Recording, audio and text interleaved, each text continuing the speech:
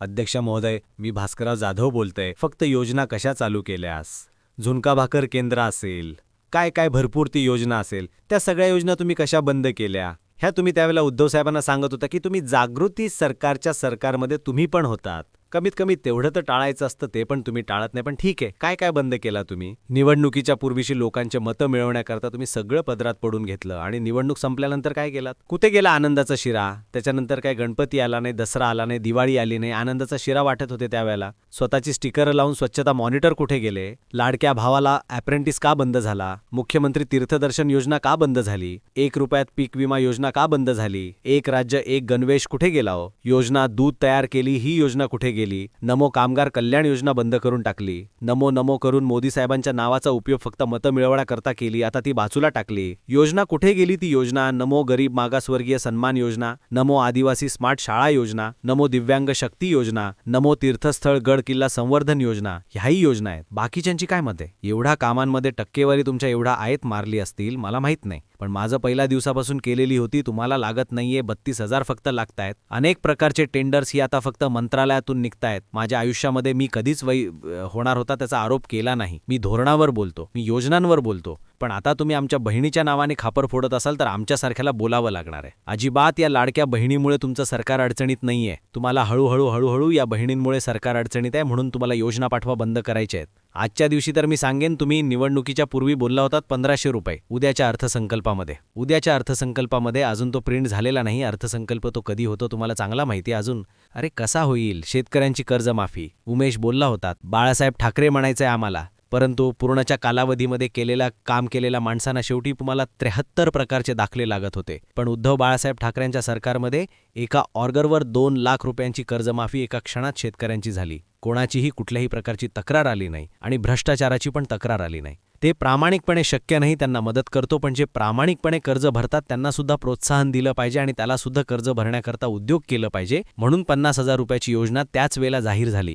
काढून बघा बजेटचं पुस्तक. सरकार पडलं त्याच वेळेला 6,000 कोटी रुपयाची तरतूद त्या बजेटमध्ये तयार झालेली होती. त्या बजेटमध्ये झाली. म्हणून या राज्यपाल महोदयांच्या भाषणातून तुम्ही लोकांना फसवण्याचे जे काही उद्योग केले ते जरा बंद करा. पण मी तुम्हाला आता सांगतो की तुम्हाला आता भविष्याने फसवण्याची गरजच नाही. राज्यपालांचे भाषणं चांगले ठेवण्याची गरजच नाही. आता तुम्ही नवीनच फंडा काढला होता. तुमच्या झालेल्या निवडणुकीचा उदाहरण उद्याच्या उत्तराच्या भाषणामध्ये या ठिकाणी दिलं जाईल. आणि आम्हाला माहिती आहे तुमची समाजामध्ये काय आहे, तुमच्या पक्षाचा महत्त्व राहिलाय काय, तुम्हाला कोणी निवडून दिलं, कोणी आम्हाला निवडून दिलं नाही. नगरपालिकेमध्ये राहत नाही, नगरपंचायतीला, नगरपालिका, जिल्हा परिषद, पंचायत समितीला सांगाल, मामा आपला आवाज जरा विचार. इतके वर्ष आम्ही सगळेच राजकारणामध्ये आहोत आणि काय हे मागं पैसे तुम्ही वाटप चालवलंय, काय चालवताय, काय चाललंय आता? तुम्ही समोरचा उभा राहायला उमेदवारच मागे घ्यायला लावतायत आणि करताय काय या लोकशाहीचं? त्या मताला काय किंमत राहणार आहे की नाही? जर मतदारांना जर एखादा सदस्य निवडून आला नाही तर त्याच्या भागातला जो कोणी मतदार असेल किंवा नागरिक असेल तो त्याच्या दरवाजात कुठच्या तोंडाने जाणार? त्याला कुठल्या तोंडाने विचारणार की माझं तू काम केलं नाही, मी तुला निवडून दिला, माझ्या मत दिलं, माझ्या गावाचं काम केलं नाही? देशाच्या सार्वत्रिक निवडणुका झाल्या 2026 पर्यंत फक्त 52 लोक निवडून आले. पण एकट्या परवाच्या महानगरपालिकेच्या निवडणुकीमध्ये तुम्ही 68 लोकांना. अरे संविधान तुम्हाला काय मान्य आहे की नाही? घटना तुम्हाला काय मान्य आहे की नाही? लोकशाही तुम्हाला काय मान्य आहे की नाही? डॉक्टर बाबासाहेब आंबेडकरांनी देशाचे राष्ट्रपती असतील नाही तर माननीय पंतप्रधान महोदय असतील, ते जेव्हा मतदान केंद्रावर जातात तेव्हा त्यांना सुद्धा एकच मत देण्याचा अधिकार आहे. आणि माझ्यासारखा तुमच्यासारखा सामान्य माणूस जेव्हा मतदान केंद्रावर जातो त्याला सुद्धा एकच मत देण्याचा अधिकार आहे. एवढं त्या मताचे मोद आणि महत्त्व डॉक्टर बाबासाहेब आंबेडकरांनी 74 वर्षापूर्वी ठरवून ठेवलेलं आहे. कुठल्या दिशेने आम्ही राज्य घेऊन जातोय, कुठल्या दिशेने आम्ही या ठिकाणी आमचा देश घेऊन जातोय. आणि म्हणून या ठिकाणी मी तुम्हाला एवढीच विनंती करतो की शेवटी हा लोकशाहीचा पवित्र जपा. शेवटी लोकमताचा आदर करा. तो सत्ताधारी आहे की विरोधी आहे, ते संख्याने जास्त आहेत की मोठे आहेत याचा विचार न करता लोकशाहीला विरोधक पण पाहिजे आणि सत्ताधारी पण पाहिजे. तरच ही लोकशाही सन्मानांक मार्गाने चालेल, योग्य दिशेने चालेल.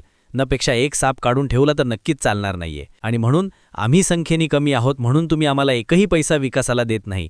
याचा अर्थ तुम्हाला असं वाटतं की तुम्ही आमची जिरवताय. आमची काहीही जिरत नाही. नियतीच्या मनामध्ये असेल ते घडेल, पण तुम्ही त्या भागाचं वाटोळं लावताय, त्या भागातल्या जनतेवरून तुम्ही अन्याय करताय, तो करू नका एवढीच विनंती करतो. राज्यपाल महोदयांच्या भाषणाला विरोध का केला हे सगळे मुद्दे सांगितले आहेत. इथं अनेक मुद्दे या ठिकाणी सांगण्यासारखे आहेत. राज्यातली कायदा आणि सुव्यवस्था किती वाटोळाला लागलाय, किती दिवस बारा झालाय, त्या संदर्भात सुद्धा मला बोलायचं होतं, पण मी ते आता न बोलता मला पण खूप वेळ दिला अध्यक्ष महोदय आणि सभागृहात सुद्धा मी जे बोललो ते ऐकून घेतलं, त्याबद्दल आपल्या सर्वांना धन्यवाद देतो आणि राज्यपालांच्या भाषणाला विरोध करतो. राज्यपालांना तुम्ही सगळं खोटं बोलायला लावलं म्हणून तुमचा निषेध करतो आणि तुमच्या नादाला लागून राज्यपाल खोटं बोलले म्हणून त्यांच्याबद्दल खेद व्यक्त करतो. जय हिंद, जय महाराष्ट्र.